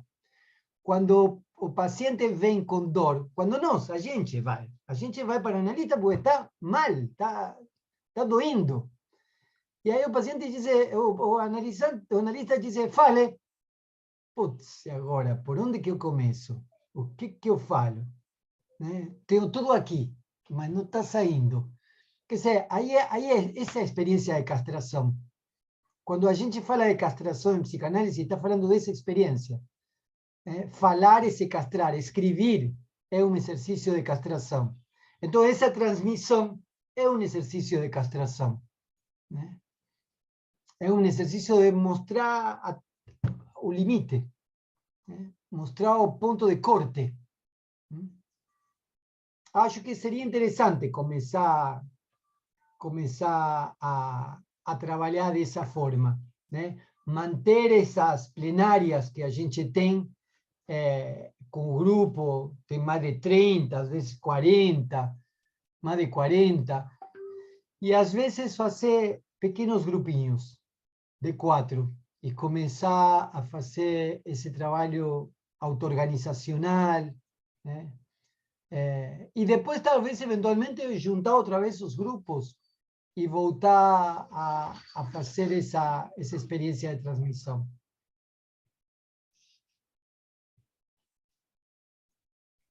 Essa história de como transmitir psicanálise mudou durante os 130 anos de psicanálise, né? Então, no início, eram esses grupos que Freud organizou em Viena, depois que se organizaram. Com a IPA, com a Associação Internacional de Psicanálise, se institucionalizou. E quando se institucionalizou, teve um lado bom, que é de uma organização que transmitiu a psicanálise. Mas tem um lado não tão bom, que cristalizou. Cristalizou em quê? Em que o psicanalista tinha que fazer sua análise pessoal, fazer sua análise didática, fazer os cursos de psicanálise por degrau e passar por provas de psicanálise para ver se ele podia chegar a ser aceito como psicanalista ou não, né? Então isso cristalizou de uma forma que acabou quebrando na França, mas depois começou a quebrar em vários lugares. E depois da morte de Lacan, nos anos 80, voltou a quebrar ainda mais. E o que hoje nós temos é um campo psicanalítico com as mais variadas formas de fazer psicanálise. Então, existem as grandes instituições de psicanálise, né? A Escola Mundial de Psicanálise, o Fórum de Psicanálise, sei lá quem de psicanálise, tem grandes grupos de psicanálise. Alguns dos que estão aqui pertencem a esses grupos, outros pertencem a grupos autogestionários menores, né? Menores quero dizer mais locais, outros pertencem a redes. Então, o que é interessante é que um espaço como esse aqui reúne pessoas que pertencemos a diferentes escolas psicanalíticas. E isso é uma coisa muito rica, que há uns anos atrás era impossível de ser dado. Alguém que era da escola de Miller, sentar com alguém que era da escola de Melman, era o fim da picada, não podia. Porque, bom, hoje, sei lá, cada um faz a psicanálise que pode. E me parece que está mais aceito, há um consenso isso. E me parece que isso é propício para que a psicanálise possa se transformar ainda mais. Estamos no início do século XX, não está início, já estamos em 2022, século XX. Olha que lapso. Eu tô Hiato palio, professor Daniel. Eu estou lá atrás. Eu estou lá atrás. Eu acho que eu não quero que o tempo passe. Me parece que foi um mecanismo de defesa contra a velhice que eu estou vivendo. Ô, Daniel, sabe o que eu fiquei pensando? Dessa abertura que você está dizendo que hoje a gente é capaz, não são correntes inimigas, né? Claro que tudo tem um limite, né? Do que andam fazendo também da psicanálise hoje em dia, não vamos entrar nisso, senão a gente vai ficar até as 8 horas da noite falando sobre algumas coisas.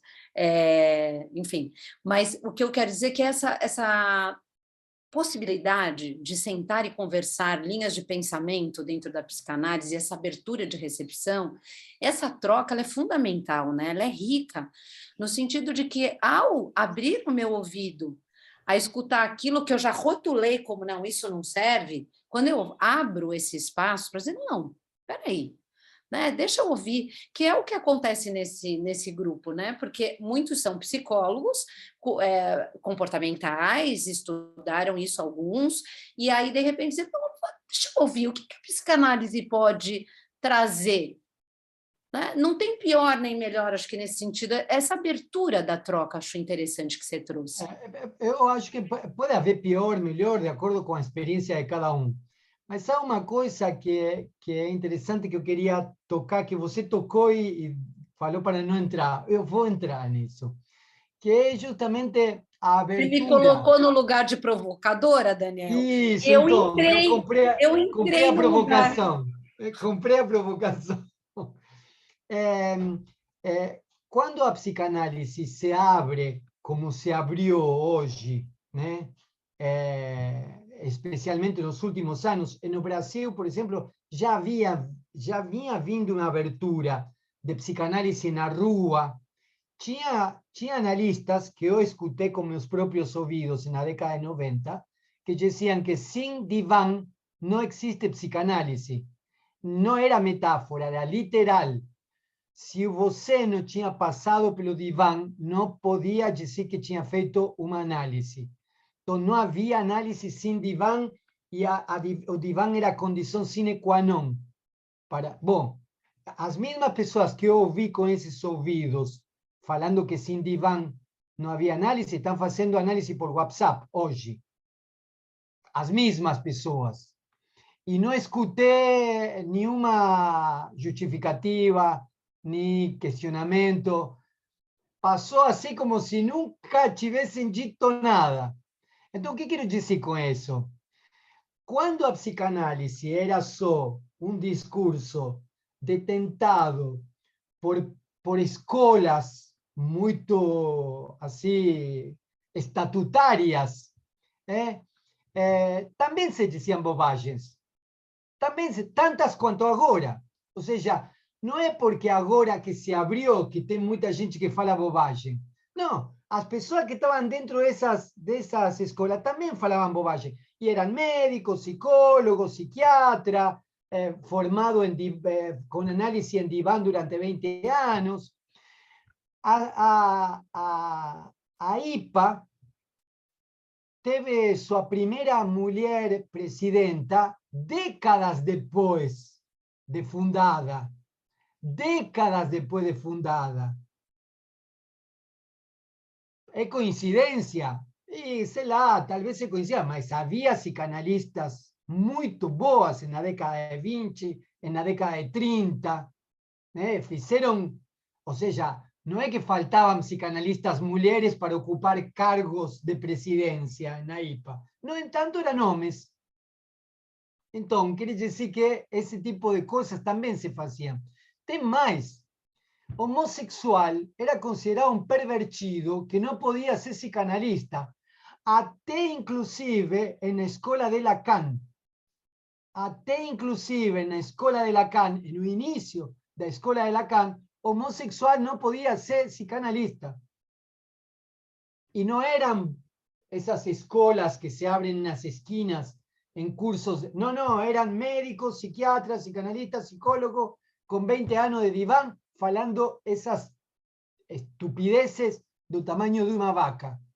Y es interesante también, personas que de fato se asumen como homosexuales, pertenecían a esas escuelas y tenían que ocultar eso dentro de esas escuelas.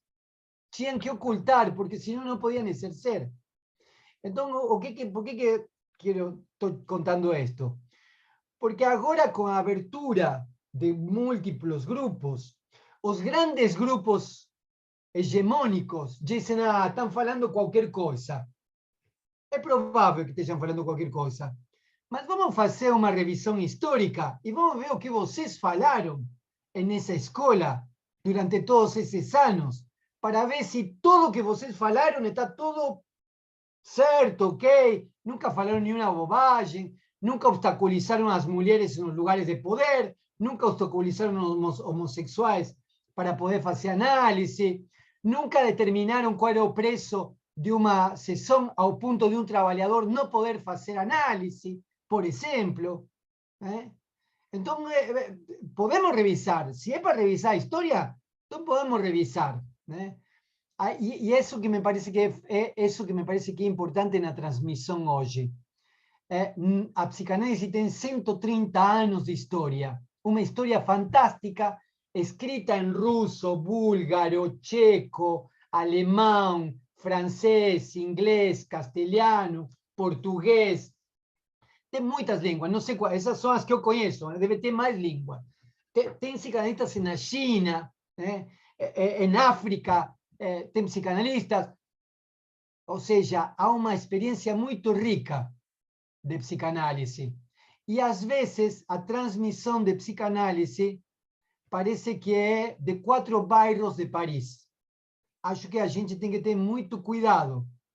A história da psicanálise, quando você vai abrir o livro, está falando de 4 bairros de Paris. Então, não é a história da psicanálise, porque a história da psicanálise não é a de 4 bairros em Paris, né? Então, a gente tem, aí me parece que a gente tem que se ater ao que é a transmissão em psicanálise. Daniel, tem um risco aí, tem um perigo aí, né? Quando você falou aí da Freud, indo para os Estados Unidos, da Ana Freud, da questão, e a gente sabe, né, que o Lacan entrou aí revisando Freud, relendo Freud, muito em cima daquilo que estava acontecendo na psicologia do ego, né? Então, existe um perigo aí de também nessa transmissão se perder aqueles conceitos fundamentais e ter aí criar coisas assim como você vê hoje, né? Psicanálise integrativa cristã, integrativa não sei o quê, né? Era disso que eu estava falando, só para não ficar enigmática a minha fala, era disso que eu estava falando. Exato. Eu quero provocar mais, mas eu queria também falar uma pergunta que a Vivian colocou aqui, acho que também veio na minha cabeça, mas assim, ela pediu para você falar mais sobre a castração e a fala, e a escrita, né? Isso provocou instigou aí. Mas eu queria que você falasse sobre esse perigo da psicanálise se perverter nesse sentido, entre aspas, né? Então, é interessante essa questão, porque essa possibilidade de aberturas para coisas como essa, psicanálise. Outro dia vi psicanálise baseada na Bíblia, que era psicanálise. Eu pensei que eu poderia dar aula nessa psicanálise baseada na Bíblia, porque eu cito muito a Torá e, de fato, Freud citava, Lacan também. Quem sabe podemos dar o seminário 10, que fala sobre a Torá, Moisés e a religião monoteísta. Deve ser isso, uma psicanálise baseada na Bíblia, não sei. Mas o que quero dizer é que a capacidade de falar bobagens não é uma novidade do século XXI. Os diferentes grupos que de algum modo tomam o significante psicanálise e fazem outra coisa, não é de agora. Isso aconteceu com Adler, quando Adler disse, não, vou fazer outra psicologia. Aconteceu com Otto Rank, alguém muito próximo de Freud, aconteceu com Carl Jung e foi para outro lado. Aí você cita a psicologia do ego, que também vai para outro lado. Então, a gente está sempre na iminência de que a psicanálise derive em outras coisas, de muitas pessoas que declaram a morte da psicanálise. Sempre tem alguém, todo ano tem alguém que escreve algum livro sobre como a psicanálise morreu. 130 anos que tem alguém que explica a psicanálise morreu, já está, não tem mais sentido. E essas coisas me parece que não são próprias de nossa época. Me parece que se estendem em toda a história.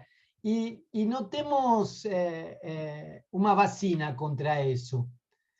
Justamente pelo fato da psicanálise só pode ser produzida de modo auto-organizacional, autogestionário, quer dizer, não com uma...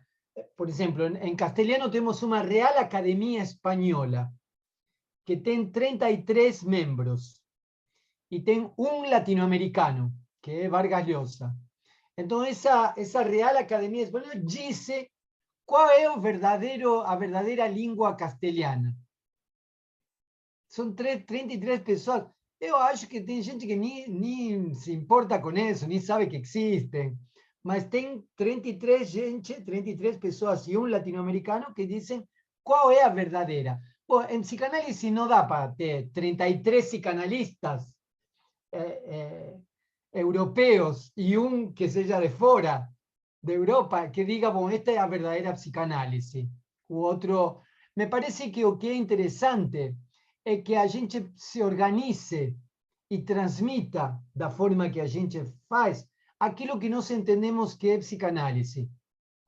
E que nós façamos isso nestas plenárias, que façamos isso em reuniões presenciais, em grupos de 4, é a partir da própria prática de um modo de entender a psicanálise que nós vamos levar adiante esse estilo, essa forma, essa transmissão. Se alguém quer fazer psicanálise e a viagem às estrelas, psicanálise e o problema do ornitorrinco na Austrália, bom, sei lá, cada um tem direito a fazer o que bem entender. Aí depois vai depender de qual é o alcance disso, até onde que isso vai, né? É provável que isso atrai algumas pessoas, mas aí vai estar nosso trabalho. Por isso que o psicanalista não é apenas alguém que atende um paciente. Psicanalista é alguém que transmite. Psicanalista é alguém que transmite. Se colocar na posição de psicanalista é escutar e transmitir o tempo inteiro, com o recurso que tiver, no lugar que tiver. Se é por WhatsApp, se é por Google Meet, se é na internet, se é com TikTok, com o que for.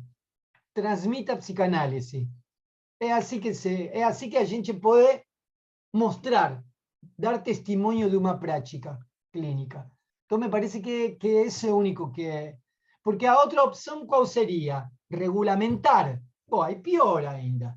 Se nós apelamos a uma regulamentação, pior. Porque vai ter um detentor do verdadeiro saber que vai dizer para todos nós o que devemos e o que não devemos fazer. E me parece que aí matamos a psicanálise de vez. Então, me parece que é interessante poder ver essa possibilidade de fazer os grupos. Aí Timóteo saiu, espero que possamos fazer aí com Timóteo, com a como é que estava, quem que estava? Ercília, Ercília, fazer esses grupos, Ercília, fazer grupo de 4 e poder pegar um texto e destrinchar e aos pouquinhos ir avançando assim. Aí perguntavam, Vivian, está por aí, Vivian Steinberg. Vivian Steinberg pergunta, pode falar mais um pouco sobre castração e fala, e a castração e a escrita? Essa é uma noção lacaniana do que é a castração, né? O que é a castração? A castração é a inscrição do sujeito no campo do outro. Né? É assim que se define lacanianamente o significante corta a carne na medida em que inscreve um corpo no campo do outro. Quando alguém dá o nome de Vivian, de algum modo marca um corpo e o inscreve em um determinado campo, no campo do outro, que é o campo da linguagem. Né? Então, quando alguém inscreve esse sujeito no campo do outro e o nomeia, com o nome do pai, Steinberg, aí lhe dá um lugar dentro do campo do outro, que articula esses significantes com outros significantes e produzem um efeito de sentido e um efeito de sujeito. Então, a castração, lacanianamente falando, poderíamos dizer que é a marca que faz o significante na carne, no real. Né? Quando a gente toma a palavra, o que faz é sair do campo do imaginário, onde tudo é possível, para o campo do simbólico, onde é preciso fazer a marca, inscrever. Né? Então, o universo do imaginário, poderíamos dizer assim, de algum modo se reduz ao simbólico, na possibilidade da fala. A ver, não é que toda fala seja, de algum modo, puramente um exercício de castração, né? Porque podemos, inclusive, falar verborrágicamente. Como é que se diz? Verborragicamente. Verborragicamente, é mesmo, isso. Podemos falar até pelos cotovelos, sem dizer nada, né? Então, aí nós podemos estar, digamos, simplesmente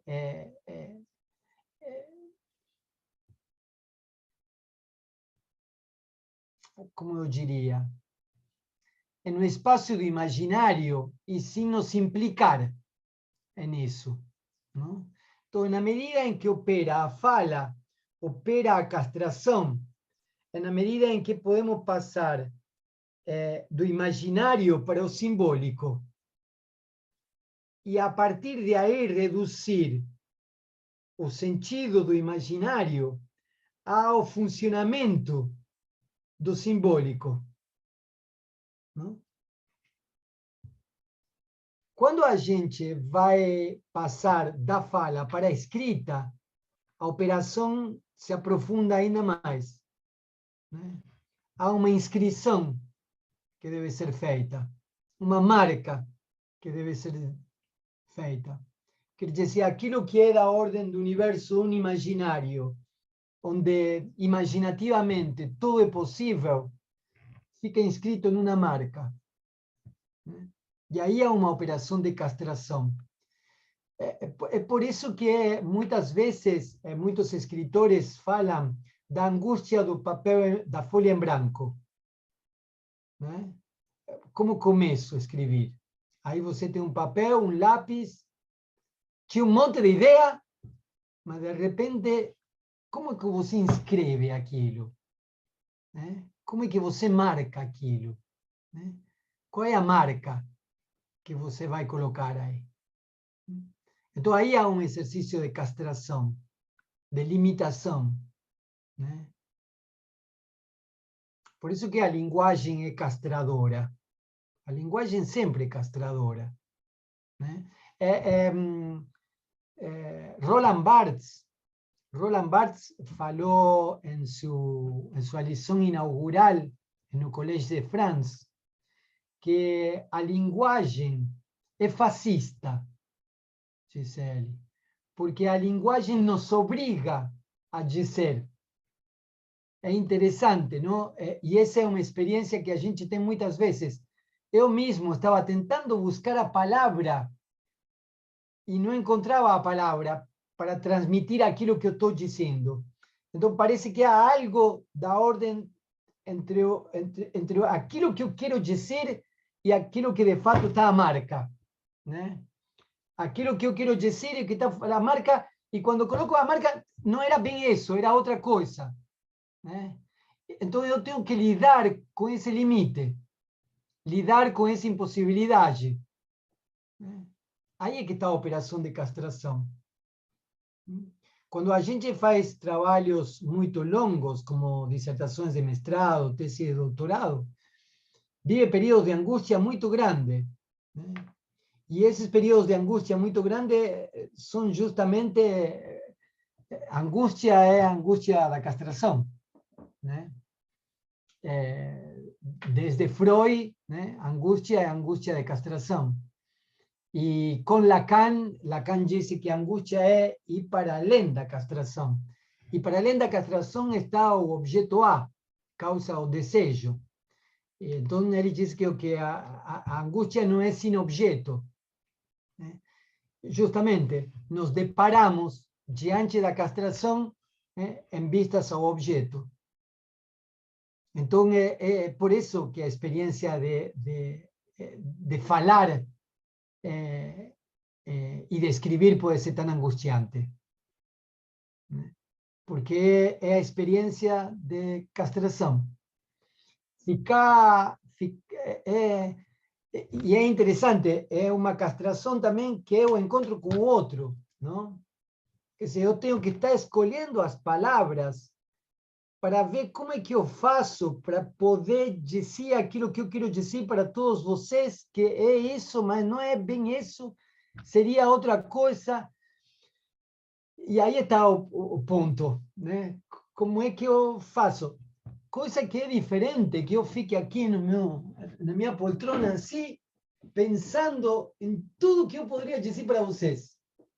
Né? É um ato onanista esse.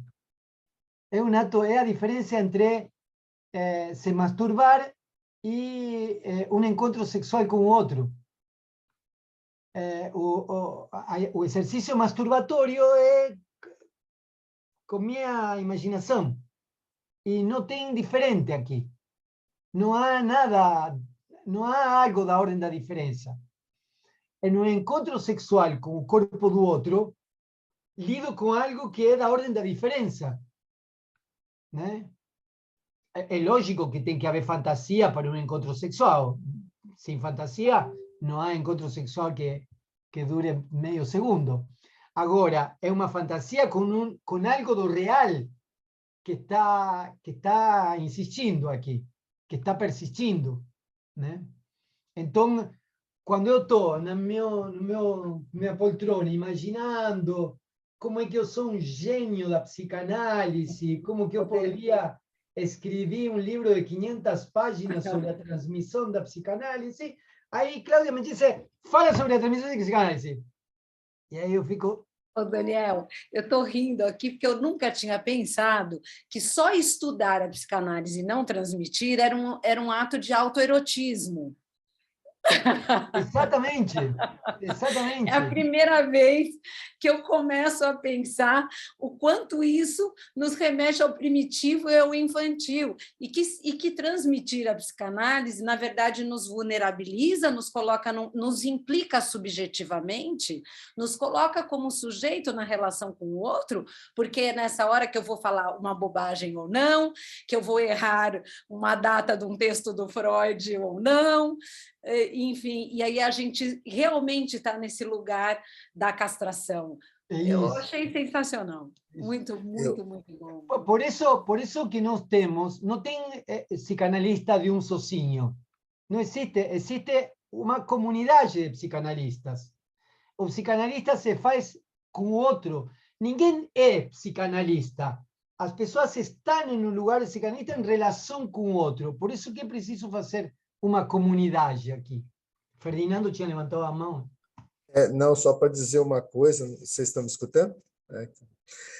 Só para dizer uma coisa, depois dessa última fala aí, depois dessa meia hora, sorte que essa aula aqui está sendo online, senão todos nós já estaríamos indo para a cadeia, depois de ficar falando.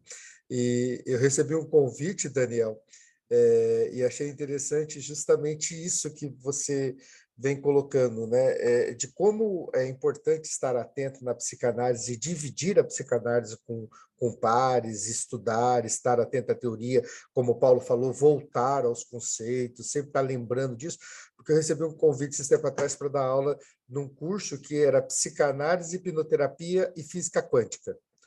Eu confesso que eu fiquei tentando compreender, né? Até recebi a ementa, eu falaria sobre física quântica, né? Minha formação é física, eu ia falar sobre física quântica, mas o cara achou que era interessante, que eu já era psicanalista, e era para juntar o conceito do Einstein de energia e massa, né? Energia e matéria, com a psicanálise, para explicar como é que era o conceito de pulsão, etc. Eu recusei, mas fiquei curioso. E daí o que me chamou a atenção? Eu recusei e depois ele mandou dizendo que a turma tinha sido fechada, se eu não tinha realmente interesse, já mandando. Tinha mais de 1000 alunos, que essas coisas do coach, né, etc. Tinha mais de 1000 alunos matriculados. E veja bem como é que essas pessoas vão ver a psicanálise. Por isso que a ética da psicanálise nos convoca. Eu até usei uma analogia interessante, né? Alguém falou no lugar que a gente estava trabalhando, que talvez a transmissão era o quarto tripé, né, a quarta parte do tripé. Eu falei, olha, eu não acho que a transmissão seja a quarta parte do tripé. Eu acho que a transmissão é aquela parte de cima que mantém o tripé unido, sabe? Aquela tipo onde coloca a câmera fotográfica ali, onde encaixa as coisas, que mantém isso tudo unido, né? Que mantém a supervisão, a análise pessoal, que mantém o estudo da teoria. A transmissão é onde você se coloca, como a Cláudia disse, é onde você se coloca e correndo o risco de falar besteira, de errar, de ser criticado, ou também de ter elogios, né? De ter que lidar com o fato da castração de né? Você está exagerando, você está indo longe demais, está falando coisas que não deve. Né? Eu sempre digo ao pessoal, quando me perguntam qual que é o limite de qualquer coisa, né? Na clínica, eu falo assim, uma coisa que você sempre tem que estar em mente é que transferência se maneja, não se testa. Né? Transferência não fica testando, você não fica testando a que nível que você está. Como a gente teve esses tempos atrás de teste de popularidade dizendo que a Terra era plana. Né? Isso é um teste de popularidade, é um teste para saber como é que eu estou. Eu estou bem, vou falar uma besteira absurda e vão ver quantos que vão cair nessa história minha. Né? E um monte de gente começou a cair nisso. Então, esses testes são perigosos, né? Esses testes da transferência, esse teste do que você, de onde você pode chegar. Né? Foi só, eu queria fazer essa participação aí. Parabéns, Daniel, tá maravilhoso, viu? E parabéns, Cláudio e Paulo, pela condução que vocês estão fazendo aí. Nossa, eu quero, já vou passar a palavra, Paulo, para você, porque a gente está só avisando que a gente está com uns 4 minutos, a gente tem 4 minutos para fechar esse encontro maravilhoso. Então, eu vou passar a palavra para o Paulo Russo e para o professor Daniel para fazer esse fechamento. Paulo, faz para nós, por favor. Vai precisar fazer Daniel Pérez segunda edição, né? Também. Um gostinho de castração aqui, Daniel. A linguagem não queremos aceitar castração, Paulo. Não queremos aceitar castração. Sensacional. Olha, eu achei incrível, né? Porque não foi burocrático, falou-se de muita coisa aqui. E essa é a ideia desse grupo aqui, né? Criar mais, instigar mais, como o Gustavo falou. Muito obrigado, Daniel. Sensacional mesmo. E, Ferdinando, se quiser falar umas coisas aí para fechar esse evento incrível, por favor. Eu acho que a única coisa que eu gostaria de falar novamente é elogiar esse trabalho maravilhoso que está sendo feito, elogiar principalmente essa dinâmica que nós estamos mostrando aqui, que vocês estão mostrando, que a cultura, que as diferenças de cultura, que as regionalidades, etc., nos colocam à frente da psicanálise para que a gente estude, para que a gente compreenda, para que a gente esteja ambientado com o mundo. Mas, na realidade, a psicanálise ela tem que ir à frente do seu tempo. Então, isso é o que é importante de estar atento. É o que a gente está fazendo aqui, está à frente do seu tempo. Podia ter parado por 2 anos, esperando a pandemia passar para voltar a ser presencial, mas não. Continuou online, continuou um trabalho, continuou uma transmissão e logo, logo parece-me que estaremos aí em Moçambique, já preocupado com os 42, 45 graus de temperatura, né? E já feliz. Talvez seja julho. Vai ser melhor, talvez seja julho. Ferdinando, eu vou fechar, Paulo, só queria pegar a palavra, o gancho na fala do Ferdinando, agradecer demais o Daniel pela fala, mas também agradecer a professora Helena Lima, que não está aqui hoje com a gente, porque se não fosse por ela, e se não fosse por ela ter investido e acreditado na transmissão da psicanálise, hoje não estaríamos aqui, agora com 31 pessoas, mas batemos até, se não me falha a memória, 37, 38 reunidos, trocando experiências, enfim, com a presença aí do Daniel nos ilustrando, nos aclarando, enfim. Muito obrigada, viu, Daniel? A gente sempre conta com você aqui na tua transmissão. Muito obrigada. Tá bem? Pessoal, a gente se vê logo mais. O pessoal está aqui no chat super elogiando. Canimambo a todos. Bom final de semana a todos vocês. E a gente se vê logo mais. Tchau, tchau, gente. Obrigada, gente. Tchau, tchau. Até, tchau. Obrigado. Tchau, obrigada. Tchau. Canimambo. Tchau, bom fim de semana. Agora abriu a câmera. Que legal, que legal. Tchau, tchau, Amélia. Tchau, tchau, gente. Tchau.